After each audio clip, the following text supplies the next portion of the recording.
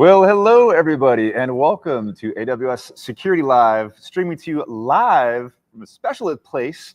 We're in Bengaluru, India at Partner Equip. I'm one of your co-hosts, Ryan Orsi, and I'm in charge of a team of security partner specialists and cloud operations specialists. And I'm joined by my other favorite co-hosts. Yeah, thanks, Ryan. Really excited to be here. My name is Himanshu. I lead the team of our worldwide specialist for security, identity, and governance services. We help customers orchestrate native AWS as well as our partner tools. And as Ryan mentioned, yes, very special occasion. We're actually live from Partner Equip in Bengaluru. And if you're wondering what is Partner Equip, as the name suggests, it's an event where we help enable our partners across the globe in these three regions. So next time you look out for Partner Equip in your region, sign up and register. Hope to see you all there. I was going to wonder, what time is it, Himanshu? Anyways, hey, speaking of partners, right, in my day job and your day job, we're out here at AWS talking security, thinking security, solving customer challenges out there, and our AWS partner community has some really cool ways to help folks with their security challenges. Yeah. We have a special guest coming on soon. Yeah, one of our partners who's going to be here, very relevant topics today. We talked around security, cloud operations, migrations and modernizations. And this is really where partners shine, is to help provide those well-integrated solutions to our customers. And one of those partners who's going to be joining us here is Arctic Wolf. Arctic Wolf. Jayme, are you there, sir? I'm here. Thank you. Hey, Jayme, welcome. Welcome to Security Live. Thanks for joining us. Thank you. This is great to be here. Hey, and for the folks that maybe haven't met you already online here, do you mind introducing yourself, what you do at Arctic Wolf? Absolutely.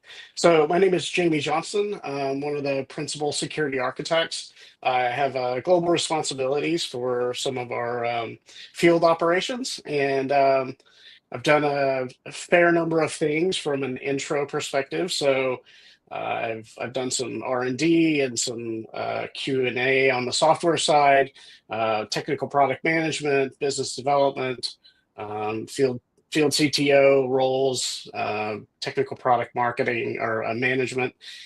So a lot of different things. So I'm excited to be here with you guys talking all things AWS, cloud, and security. Very Fabulous. cool. Yeah. Oh, by the way, we have we're in Bengaluru, India. We've got Rahul from Mexico City saying hello to you too, Jayme. Hey, Rahul, glad to have you on listening. Yeah, and Jayme, Arctic Wolf's well known in the industry, but I think for our viewers and listeners, it'll be good to highlight, what is Arctic Wolf and what do you guys do?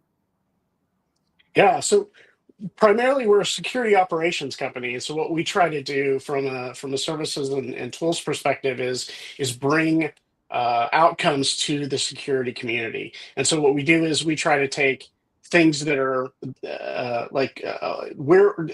try to start you where you are from a tools journey perspective, and end you up with actual outcomes in security. So that's kind of what we do from a big picture perspective. And what a valiant effort you guys have out there too, Jayme. I mean, you nailed it, right? We're here at Partner Equip, but there's a whole security track here with individuals that are dealing with what you're talking about, right? Multiple security tools. Generally, people think about tools as, maybe this next tool will plug a gap or solve an issue for me. Tools generate events. Events generate other events. Events have to be correlated. Someone has to understand what exactly is happening and how things are contextually related to each other. And vulnerabilities are on top of everyone's mind, right? We were just talking about during cloud migrations or modernization projects with new applications coming into an environment that threat model changes. Different vulnerabilities are now occurring in the environment. And how do you stay on top of that? I know you all been doing some research there, I believe, right? On the concept of where a vulnerability is in an environment and how to assess for that. That's right. And I'll kind of back up a little bit and talk about one of the things I try to talk about when we talk to customers is broad visibility creates context, and context speeds efficiency, right? So the better your visibility is, the better that you can see what's going on, and it gives you context, and then that context really speeds that efficiency. So that's one of the things that we try to talk about here when we're talking to customers. Speaking of talking and customers, just want to add more shout outs to our friends in Zimbabwe. Yeah. Hello, everybody. And this, a student from India, someone local here too. Saravan. That's cool. So sorry, I interrupted you guys. Go ahead.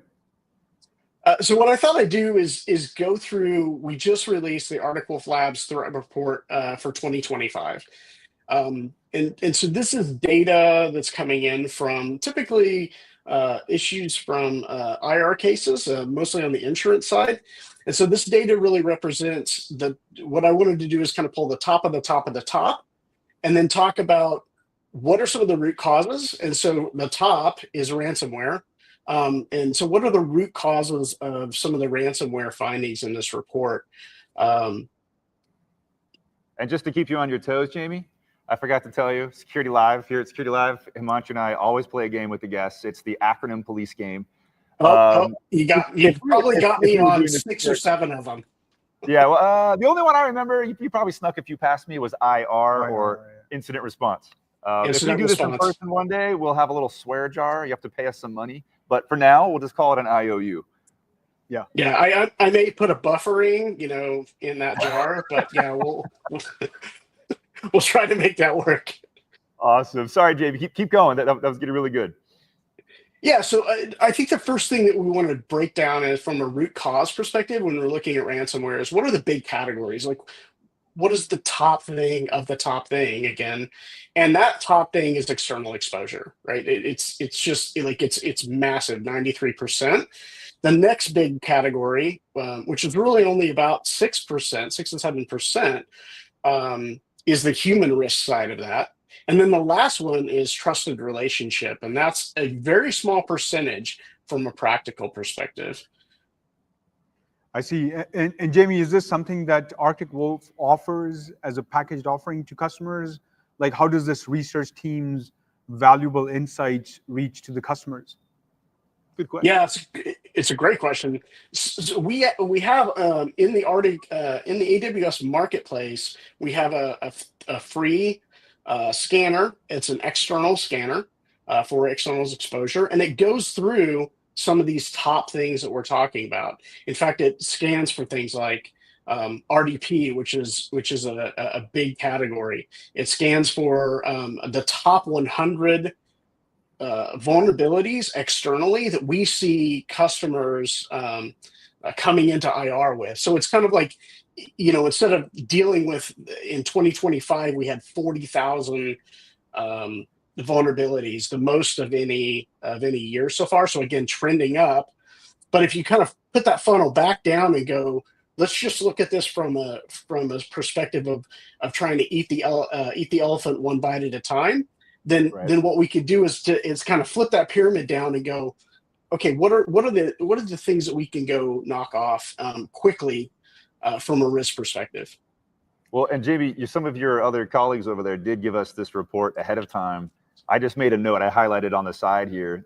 You're stating that your research finds 72% of ransomware attacks originate from this external vulnerability attack surface that you all are scanning for here. Is that accurate? Or I think we should probably double click, which is very cliche to say. There's no cliche swear jar, so you can go ahead and do that. It's just the acronyms. Or I think there's a QR code for our viewers on the screen that'll lead you to this report as well that Jayme is sharing. Jayme, walk us through some of these different categories that you have here. And hi, Marcus from the Congo. Amazing representation out here. Sorry, keep going, Jayme. Yeah, so it's actually 60% of external remote access. So really, if you break that category down, it's 70% of this kind of external exposure number. If you break that number down and you look at what are the big movers for that category, you end up with VPN credentials, and you end up with RDP, and those are the biggest ones out of all that category. So of that category, you can knock out your risk by putting a little bit of law and order, multi-factor authentication, into your VPN, and taking a look again at RDP when it's remote, and making sure that that's from your perspective, from the public perspective, it's really not exposed. And Jayme, I think you might have undersold that. It's late here, so I can't do math anymore. But the orange part of your pie here could be remediated with very simple hygiene for external facing endpoints. Yeah, that's right.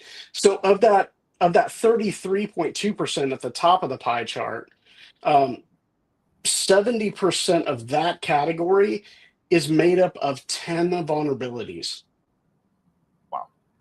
Yeah, that's amazing. One of the things, Jayme, I think we get asked from customers and partners as well often is that, time to response is critical in these scenarios. Obviously, detection is also critical, which is, I'm assuming, the AWS infrastructure's scale and performance, being in the marketplace helps with that.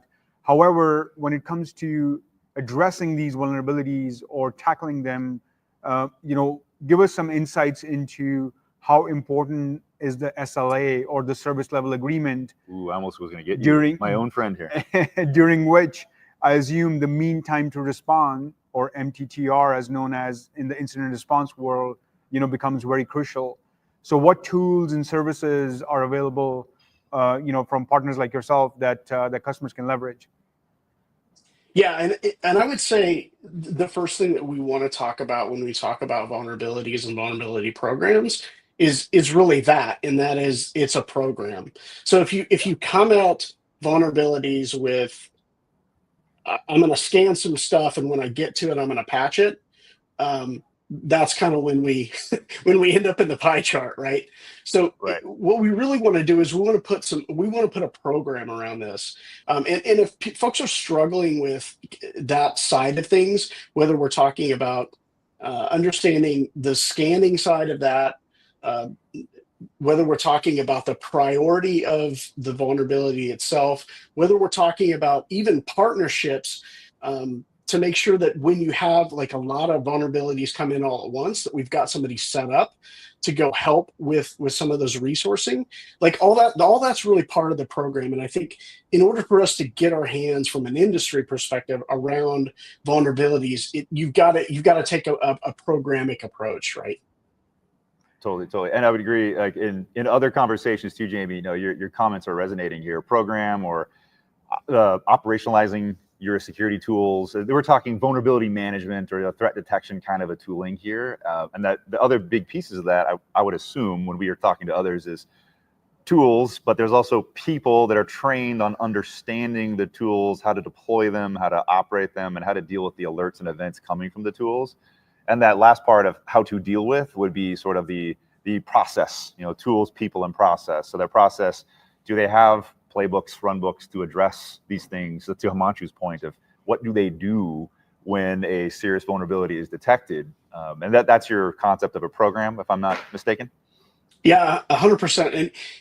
And when we start to wrap cloud into that, we really start to talk about cloud security posture management and the configuration and roles and responsibilities there. As you shift to looking from, this data is centered around folks who went through IR, but if you focus this data and look at what happens on the cloud side of things, it's really more about configuration and roles and responsibilities. And so having a program that encompasses both things, I think is critically important. Yeah, I think this is, you mentioned this, especially with cloud, one of the things that comes into play is ephemeral resources or, environments that are constantly changing and evolving, unlike, where you might have a known entity. And especially with these ephemeral resources, as you mentioned, I think the onus becomes how to prevent things from happening that will lead to these detections or vulnerabilities at the first place. So what does best practices from a cultural standpoint or people standpoint plays a role here? And hi to Raj and Keshav. Just saying hi, guys. Sorry, Jayme, keep going. Yeah, so I'm going to transition over to something I came up with. It's JJ's Big Five for 25, right? Oh, So come these are, on. That is too yeah. good. JJ's Big Five for 25. Folks, I hope you screen cap that, print it out if you feel like printing, or you just want to save it as wallpaper. Perhaps that's more friendly for the environment. I think the way this reads to me is like these are the top 5 things that you should not miss out for. Yeah? No, man, this is JJ's Big Five. Yes. Big Five, the Big Five, right? So in terms of in terms of that, if we look at the chart that we're talking about, and then we add in kind of that cloud security posture management and what needs to happen on the cloud, we end up with kind of 5 big things that I think, from an industry perspective, I'd love to be able to open up this chart in 2026 and not have such a bulky sort of representation. I'd love to see some diversity, which means that the attackers are having to work harder, right? And so this is really about knocking down what we can in a short amount of time from a highest risk perspective. So I'll just kind of go through them real quick. MFA on all VPN configurations, Right. Public exposure monitoring, right? 24/7, 365. If you've got CrowdStrike, GuardDuty, WAF, all those things need to be monitored. If someone's not putting eyes on those things, very difficult to kind of catch things when they need to be caught, right? Yeah, it makes total sense. And I think, Jayme, just to, paraphrase, I think we tell our customers MFA on root users, regardless of whether they are logging into a VPN or these days, non-VPN environments where, it might be a zero trust framework with microsegmentation architectures where, they might be using something like verified access that sort of like helps obfuscate the enterprise VPN construct. But MFA on root, and then as you mentioned, having some of the core native cloud detection tooling like GuardDuty or Inspector, as well as a web application firewall, help because they distill the noise from the raw log telemetry into very actionable findings that then the IR team or the incident response team can go take actions on. But to your point, JJ, the monitoring has to occur, right? Like a system could be picking up on keywords or assigning scores, or it could be analysis, or it could be humans, but it needs to be monitored. It can't just be collecting logs and sitting on them for all time, especially security logs, right? Yeah, absolutely. So I think we talked about number 3, which are really the SLAs on external vulnerabilities and cloud security posture management, having a program again on those things. And number 4 is really a culture of security. So when we go back and look at that pie chart, there was a section of that which was user, right? And the user is a big part of this particular category of ransomware. Gets even bigger, obviously, when you get into business email compromise, right? It's like 99% of that. So having a culture of security is important. And I think there's kind of 2 aspects of this culture of security. And the first aspect is, what can us as security professionals do on our side? And that's put into place programs that help people understand what's happening and understand, like, practically speaking, how to become a firewall and not a porous firewall. But also, I think it's a conversation too around our leadership and helping our leadership understand that when they make that a priority from their perspective, it becomes a priority for the entire company, and that really feeds down. And so that's what I mean by culture of security. 100% with you there, Jayme. And we have a lot to say about culture of security, but before, I actually want to rewind to number 2. A LinkedIn user has a great question for you. I think would be a great, if you want to answer it. But what is exposure? Not an 80 or a 443 website only. What else do you mean by public exposure? So public exposure is really anything, and I'll kind of just flip back to this category real quick since we're live and we can do that. But when we talk about external exposure, it's everything from our external remote access. So that's RDP, that's VPN, that's remote management and monitoring tools, RMM. And then that's all the external exploits, including 0 days, which we actually didn't talk about, but I think is kind of interesting from a risk perspective. there's only 0.4% of zero-day exploits. The 33%, the big chunk of those things are well-known vulnerabilities, some of them 6 months old or more. Thanks, Jayme. Thanks for answering that one. Appreciate it. Keep the questions coming, folks. We're here for you. Love so it. I love this interaction. I almost missed that one because so many of your comments are flying through. Let's go ahead and keep going, Jayme. All right. So the last one that I have is really planning for incident response. And so statistically speaking, it's very difficult to not have an incident.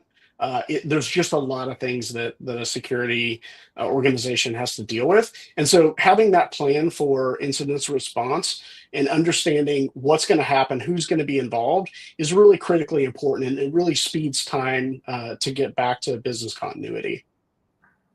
Makes sense, yeah. And I think that's where, service level agreements and reacting quickly and acting to recover or respond comes in handy.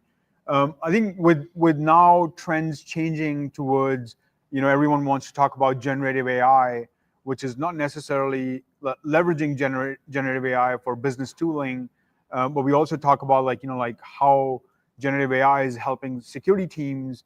And then the third category is where, generative AI can be leveraged for bad actors as well. What is your viewpoints? Actually, one of our viewers, Ajay, has a question that with attackers leveraging AI for advanced phishing and bypassing MFA, should we rethink that beyond standard one-time passwords?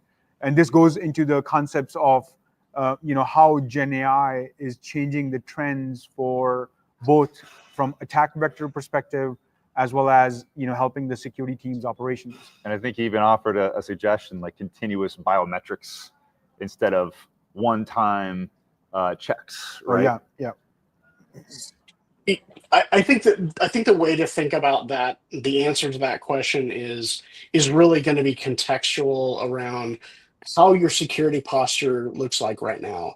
If you're still struggling to get multi-factor authentication in your organization, let's continue to kind of try and press the easy button, because I think the reality of the situation is that even the attackers are going to take the least path of resistance, right? And so if you have a sign on your external resources with the door unlocked and a neon sign saying it's unlocked, right, then they're going to take that path of resistance. So I think important for the industry is to have a little bit of focus and make sure that we do the basic things that we need to do from a security industry.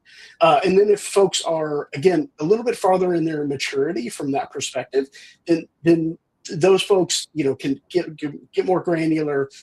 They can add more resources. They can do more things that need to happen. Got it.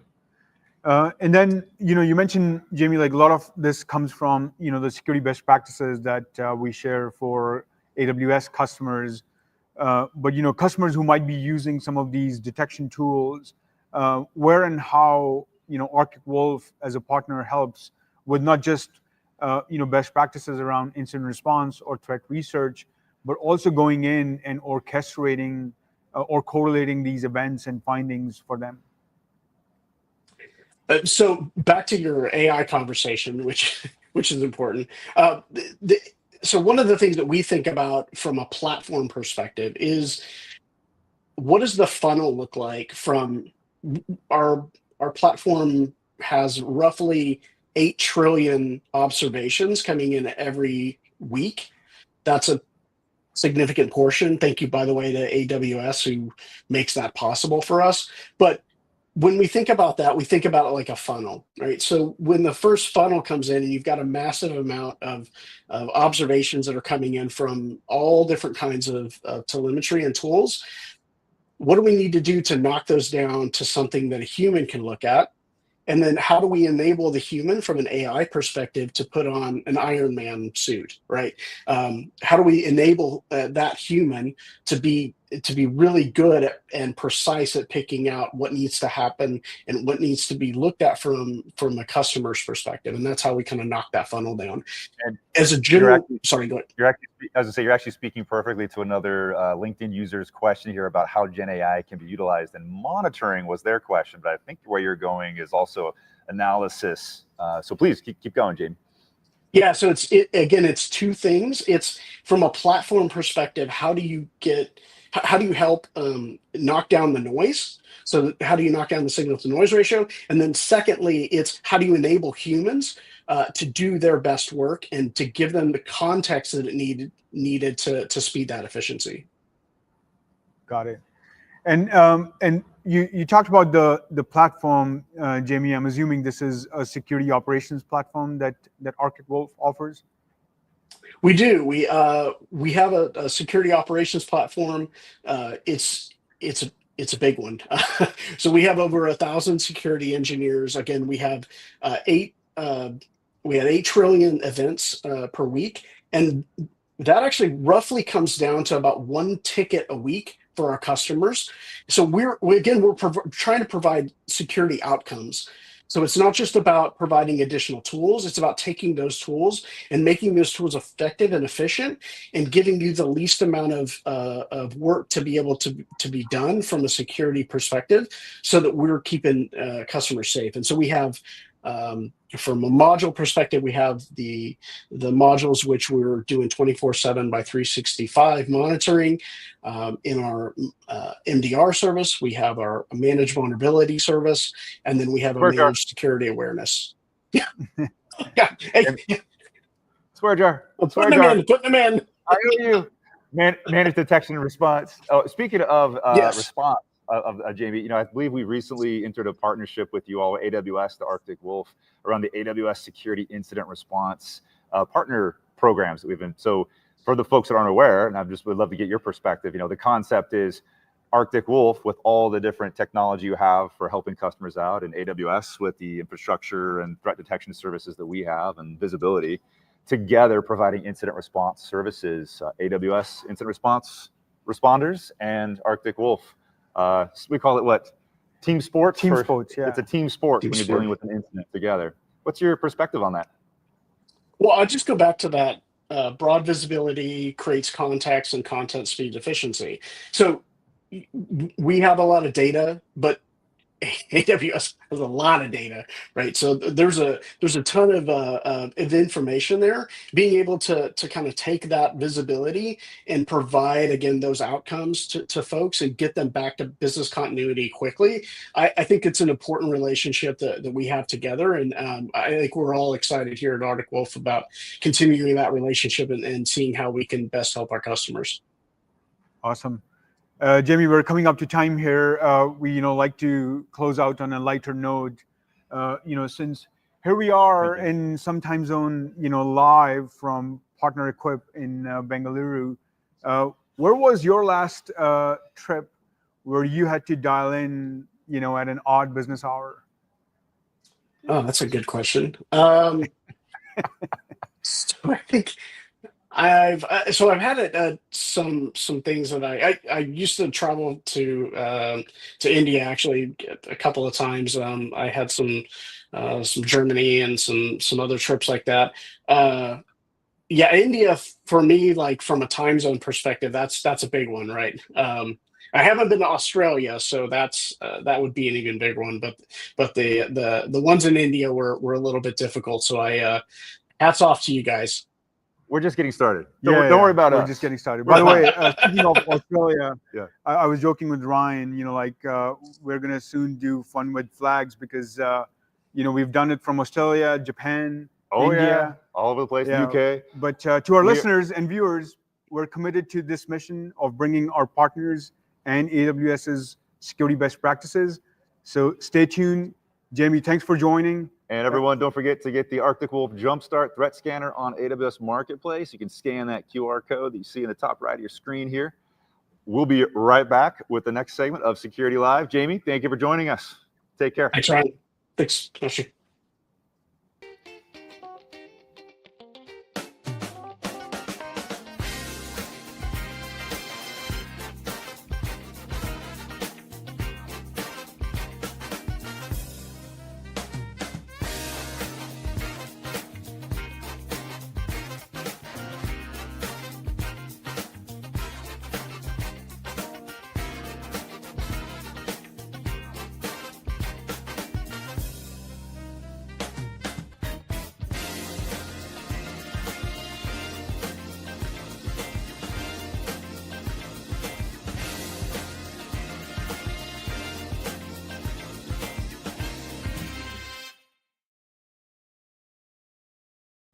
Well, hello, everybody. Welcome back, perhaps, to AWS Security Live, streaming live from AWS Partner Equip in Bengaluru, India.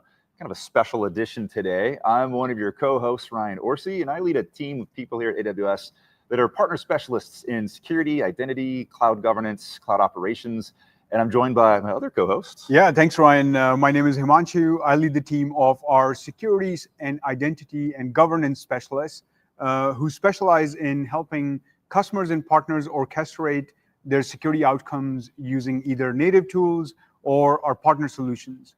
And you might be thinking, like, this is some AI-generated magic here. You know, usually We're real. See, I can poke them. Usually, we're sitting in two different blocks virtually, but ask me a question about the current news of the day. We'll hold up a news.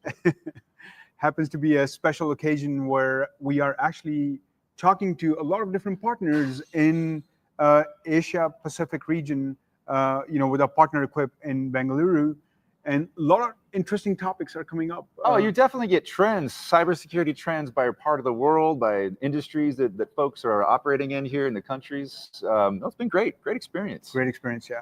And as the name suggests, it's a partner enablement event. So look out, if we happen to be in your region next time, register, sign up. And if you're an AWS partner, welcome to join us at these events. Speaking of partners, we're going to be joined with one of our other esteemed partners from CrowdStrike. Oh, CrowdStrike, who's that? Just kidding. Chris and Rob, are you there with us? We are. How are you guys doing today? Hey, doing well. Rob Solomon, Chris Kachigian from CrowdStrike. Thanks for joining us. Great to be back. I would say you're all famous in Security Live circles, but for those who might be dialing in for the first time, would you mind introducing yourselves? Yeah, sure. So Chris Kachigian, I am the Vice President for Solution Architects here at CrowdStrike, and that just means I have a technical team that makes sure our partners are successful either in building on top of our platform, launching services with our platform, or whether it's reseller distributed ecosystems, again, providing all the things they need to provide better outcomes for our customers via our partners. Perfect. And I'm Rob Solomon. I'm a senior solution architect for our AWS partnership. So a bit more focused role than Chris. I'm working on everything from CrowdStrike and AWS integrations, technical integrations, as well as working with our AWS SI partners to help accelerate their own service delivery. I came from AWS before that, where I was a solution architect in the ISV territory. Awesome. Hey, welcome back, Rob. Yeah, and I was saying, I think we might have to give now frequent flyer jackets. I think you're accruing frequent flyer miles or points. They'll be you can redeem them for stickers, maybe. We'll think of something better than stickers. It's good to have you back. And I think this is Rob's third Security Live, right, Rob? It's my third. I think it's your third too, Chris. I think it's my fourth in this one. Fourth. Yeah, All it's right. a great show. We love the invites. We love the participation. Awesome. Yeah, no, we appreciate the partnership. And speaking of partnerships, CrowdStrike had a pretty significant milestone at AWS Marketplace, which I'm sure, if we can share, I'd love for you guys to tell our audience, what is now CrowdStrike up to? What are some of the key, security problems that you're solving? And then this new milestone in our partnership. Sure. Rob, do you want to hit the milestone first? You're sure. Well, we're super proud. This past year, 2024, we did $1 billion in marketplace transactions for CrowdStrike. And what is so exciting about that for us is that the previous year we hit a milestone of 1 billion lifetime sales. So in the next year we were ramping up that quickly. So very exciting partnership, and we're continuing to lean in there with marketplace. It's just a great example of the situations and challenges you all are solving out there for our mutual customers. It's in high demand. We really appreciate the partnership and really want to celebrate that with you folks. So thanks so much. And then to Himanshu's second point, though, what are you all up to over there? What's going on? We got a lot of different stuff going on right now. I think there's a couple of things that are probably worth mentioning, right? So if you look at, well, actually, let's plug this while we're at it. So we too just released our overall CrowdStrike threat report. I think it was last week while I was on vacation, and there's a whole lot of interesting stuff that's out there, right? And I think it goes back to some things. There's a whole lot of basics that people need to continue doing and doing well. Right, so I think that calls out the fact that we still need things like focus on stuff like MFA. Multi-factor authentication. I get one for the swear jar. There you go. Chris, good job. Thank you, man. Well, maybe it's 50 cents rather than $1 this time, since I called it out on myself. But it's going back to certain parts of the basics and making sure that it's very challenging for the adversaries to do nefarious things to you. And focusing on things like identity prevention and also basics around things like overall threat prevention. And then we've got another interesting area too, where adversaries are supercharging all the stuff that they're doing. And they are utilizing tools like artificial intelligence, generative artificial intelligence, which I think we probably should shorten to Gen AI since we did hit it as a term. It's approved. It's approved. All right, fantastic. And we're seeing explosions of capabilities and speed using the generative AI capabilities that our adversaries are employing today. Yeah, and in fact, talking about speed, and in our, in your previous segment, speed was mentioned over and over again. And in our annual global threat report, one of the main metrics that we're looking at is how long does it take until breakout time? And what that is when an adversary makes that initial access into the environment, they get situated, they look around, they figure out where they want to go. Like, do they want to disrupt? Do they want to steal something? But that movement, that lateral movement, we call breakout time. And every year we see it getting faster and faster, where last year the fastest breakout time we saw was about 2 minutes and 7 seconds. This year, the fastest breakout time, 51 seconds. So, less than a minute. So is that a human making to get into an environment that may not be well understood and to go figure out where to go next to move laterally, as you say? That seems like it would take a human a bit longer to get oriented. It does. Yeah, it takes me that long just to log into my computer in the morning, right on a good day. So, and speaking of which, I think that's where it becomes very relevant to not just have raw logs handy, which is I think a good practice anyways for compliance and audit purposes. But when it comes to correlation, I think I remember last couple of years ago, I did some talks with CrowdStrike on how to leverage generative AI for helping with security operations. And Charlotte AI, this term was being floated around. Tell us more about what's the evolution journey of Charlotte AI and how's that going? Chris, do you want to kick this off? Sure thing. So, Charlotte, for folks that don't know, Charlotte AI is our generative AI platform that allows users, analysts, others to interact with our platform directly. And the whole point is to try and speed up operations and upskill people at the same time. Two things which we know are just challenges within the industry in general. And this could be one of those instances where if I'm a newer SOC analyst and I don't necessarily know the Falcon user interface at this point, I can just go and say, hey, listen, bring me up all alerts that are tagged to famous Chalima, which is one of the North Korean centric groups that we track as an example. Or you could actually say, hey, go generate an API call for me to application programming interface, another one in swear jar, to generate a Python code base, for example, to go do an API lookup for to get the same type of alerts. And these are the things where we're trying to make the platform more usable, right? Where things are going is that we've introduced other parts of generative AI within the platform. We've been doing AI and machine learning capabilities within our platform for over 10 years now. So it's not necessarily anything new, but it's how do we do things to speed things up for our users. And what started out as Charlotte is just kind of being that overall prompt and interaction that we can have.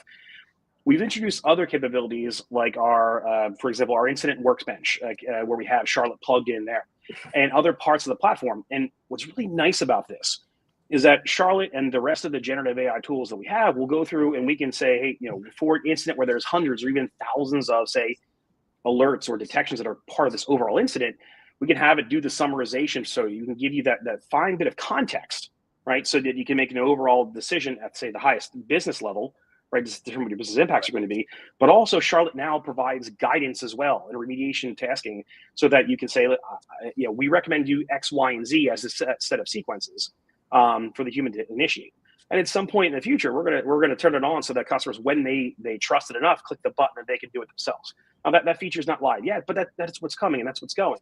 And that's where I think we have to get, so that the adversaries who are using this technology for nefarious purposes, we are using it ourselves for proactive, better security outcomes. Totally with you there, Chris. And I mean, in a recent conversation, I mean, we're here in Bengaluru talking to many different partners around the world in this area. They're dealing with these situations in real time. Context was a topic that came up, right? Somebody monitoring just their identity provider logs, somebody monitoring just their network or edge logs, and someone monitoring endpoint or application logs. These things are generating, very interesting insights, if you will, but to stitch it all together and enrich a network log finding with application and user identity information and maybe behavioral, like average behavior information into it. I know that's what you all are into, and we were having that conversation here today in India, and it's still very top of mind. Just enriching logs, and AI is good at handling vast amounts of data and finding the nuggets that need to be enriched. So what are you all seeing there in terms of your AI capabilities or what you're dealing with our mutual customers out there in log enrichment? Yeah, I think this idea of cross-domain attacks is really important to bear in mind. The adversaries don't follow the rules in attacking only one domain at a time. They specifically are looking for the path of least resistance. And when we talk about phishing attacks, for example, or social engineering, often it's starting with someone's workstation that they purchase, like forget about crack, right? They purchase credentials off the dark web, enabling them to log right into, let's say a developer's workstation, and from there they may leverage whatever trust or authentication they have into the data center or into the cloud to again advance their attack. So it's critical that not only, as Chris mentioned before, not only are we doing all of that cross-domain correlation in our platform. So when we offer rich information about detections, asset graphs and attack paths that enable security investigator to accelerate their investigation, given all that context, it's still not fast enough. Because like we said before, just following one particular stream or chain takes time for one person to do. And even if you have a whole bunch of people, a whole team that are doing that investigation, if you look at what Charlotte AI can do, what generative AI can do is look at all of them simultaneously and come back with a level of, okay, this one is the most risky because in this path there is a direction to your most sensitive resources, and they're embedded in a vulnerable or misconfigured part of your infrastructure. So generative AI enables the security investigator to go right to where the adversary is already headed, and really cuts down. We're not talking about seconds. Even minutes or hours, we can reduce that investigation and response time. So I think that's really critical, and given the speed of these attacks today. And you security operations center or SOC analysts out there, this means you get to go have dinner at night instead of sleeping under the desk. Or even take PTO at some point too. Yeah. I just wanted to inject, actually, we have a new viewer, Bobby, asking a very relevant question right now. And by the way, viewers, ask us questions. We're happy to answer them. You've got CrowdStrike thought leaders here. Could you share examples of how Gen AI could be used for nefarious activities? That's a good one. We mentioned. Yeah, this is a good one, and I think we just highlighted a case where Gen AI can be leveraged by the security teams to help obfuscate. I mean, security is a data problem to again, Rob mentioned in high detail how to go and track that incident end to end. But it's also being used for nefarious or by the adversaries as well. What are sort of the expanded attack vector or attack surfaces you're seeing that is getting explored now? Yeah, just one example, Chris. I'm sure you have a bunch of examples, but I was reading this one yesterday that we always do. I mean, our company, most companies have some kind of annual phishing awareness training. And one of the things they always say to look out for is bad grammar, misspellings, just weird little oddities in the message, right? And what I read is that the attackers are increasingly using generative AI to craft phishing emails, and the click rate on phishing emails has increased from about 14% pre-Gen AI assist to over 60%. So just the phishing attacks, which are such a common initial point of entry for an attack, just the phishing has become much more effective. Oh yeah, for sure. I mean, and that goes to the accuracy that the adversaries are working with now. They can just have an email prompt automatically generated for them. An email generated by a prompt for them, and then copy paste, and they're off to the races. When we even have another example too, where there is an adversary group that we track. I mentioned earlier called Famous Shalima, where they were actually using generative AI to power their interviews to get hired into job positions to do things like data exfiltration, drop implants, things along those lines. And they were doing it in real time. So I think, there is lots of use for both accuracy on the defender side, but it's also for increasing accuracy and effectiveness on the nefarious side as well. Yeah, I mean, and speaking of accuracy, I think the way we have conversation with customers and partners is that these technologies have been using machine learning, for many, many years now. And what generative AI has done is that created that sort of human interface, whether it's in human readable format or expressions format, to drive outcomes using either, pre-trained foundation models or fine-trained foundation models. But the one question that comes up, which is one of our viewers here asking as well. I think it's a frequent flyer viewer. Frequent flyer, yeah. AJ. Ajay, he's asking, Gen AI is great for speed, but what about accuracy, and how do we balance fast AI-driven decisions, minimizing false positives when it comes to cloud security? Well, it's a great question, and quite frankly, it's going to be accuracy. It's going to be the part of the review process. Do I trust AI for everything? No, I absolutely do not. Do I review all the outputs of the AI suggestions to ensure that's in line with what I need to be done, as well as the SOC operations, the process procedures? Yes, I do. So quite frankly, I just still think there has to be a bit for human in the loop to ensure that we have the correct decisions that are being made. I think going back to Security Live, we talked about, probably years ago at this point, I don't want to get to a point where it's something like Skynet taking over the world, right? Think Terminator reference. But at this point, there's probably still a human in the loop that has to be there. Now, what I think can and should be done over time is to have kind of almost like a reinforcement learning that you would find with a lot of their AI concepts that are out there, so that we can say, yes, this is what was suggested, and this is what I will end up doing because, and it's the correct decision. Therefore, have that reinforcement learning as part of an overall AI just process. But it's going to continue to take time for the platforms and the LMs and pretty much the agentic solutions that are being built and modeled around these things become effective over time. And if you're training based off good decisions that you have within your SOC, you have within your top performers of your team that are always highly accurate, I think you will get a highly accurate suggestion and a response later. But again, it's that reinforced learning over time that's going to be required. And yeah, I think, I'd also.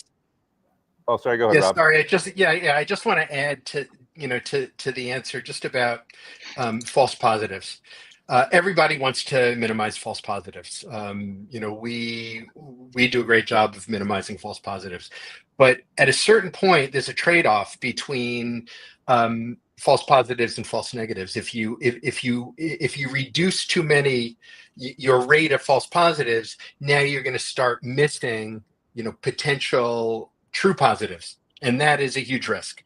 Now, Right. one of the benefits of generative AI is that acceleration of the increased time to investigate false positives. So there's a real benefit to adjusting that trade-off so that you make sure you capture all of the true positives at the risk of having more false positives, because now you can burn through those investigations. So many of them end up with yeah, this is fine, and generative AI does a great job of doing that. So when we talk about accuracy in generative AI, you also need to ask the question of accuracy in human investigations. It's not like if you put a human on a particular investigation, they're going to get it right every time, but it is a way of compressing time and extending the reach of your security investigators. Right, right. I like to think that way, Rob. That's a good way to think about it, right? Who said human analysis was 100% accurate always? That's a good one. Right. Hey, but for the viewers, there's also we might have collaborated with you all on this, but you can look it up online. Provable security at AWS leverages some AI and mathematical logic along this talk track of how do I know a positive or a true positive or a false positive. AWS is working with some partners, I think yourselves included, on that concept. Yeah, I was just going to say cryptographically proven concepts. There you go. Leveraging mathematics. I think automated reasoning is the technology that some of the AWS services leverage, and also integrated with partner tools that proves that there is a certain event happening cryptographically. Rob, I think you mentioned an interesting term earlier related to investigations and like diving deeper into that correlation elements. So is now Charlotte able to enable those using generative AI and machine learning, or the investigation process? Yeah, and walk us through what does that look like from a user experience standpoint? I don't think I caught the question. Are you talking about using generative AI for investigation or securing generative AI? I didn't quite catch that. Yeah, using AI for investigation. Yeah, for sure. So as Chris mentioned before, since our initial release of Charlotte AI, we have continued to iterate on Charlotte AI to add additional features and functionality to that. So one thing that Chris mentioned before was, Chris, you didn't quite mention next generation SIEM, which is another part of our foundation. But I mentioned before cross-domain attacks. So our next generation SIEM is a place where we're able to aggregate all of our different telemetry inside of the Falcon platform, but also bring in third-party telemetry, and then of course do that cross-domain correlation and detection. Now, once our platform or NGSIM sees that something is happening and launches us into an investigation, right in the console, we've embedded features like when we have a detection, we show what the actual command is. And sometimes that command is base64 encoded. Right. Now, it's trivial to decode that, might not be trivial to understand what the Python actually means if it's, say, a command in Python, if you don't know Python. Right there's a button that says,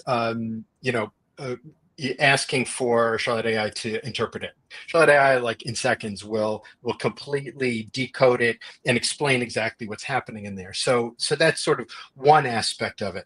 If you look at another aspect, when you're looking at multiple detections that altogether define what an incident is, you ask Charlotte AI to look at the incident and to give a summary and recommendations for what to do next. Again, like I mentioned before, Charlotte AI will do that investigation for you won't say, all handled, our sensor does that to a certain extent, sees an attack, it'll stop it.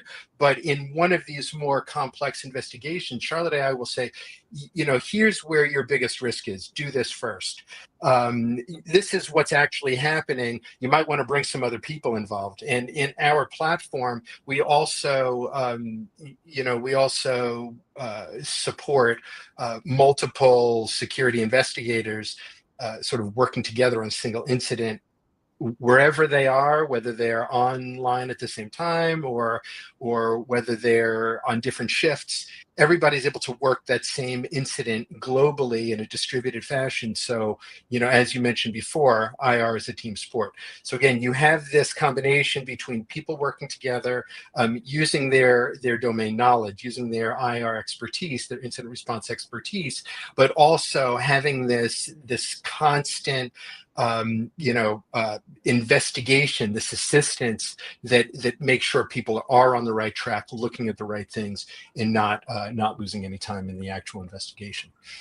Yeah, no, makes sense. And maybe in the next follow-up event, Rob and Chris, I think we'll love to dive into, I think you mentioned the term, the security incident event monitoring tools or security analytic tools that are available. Did we gloss over that one? Yeah, it was the next generation. Oh, we have an now you got to here. put something in We the have jar. an IOU. It is written down now. Okay, Rob Solomon.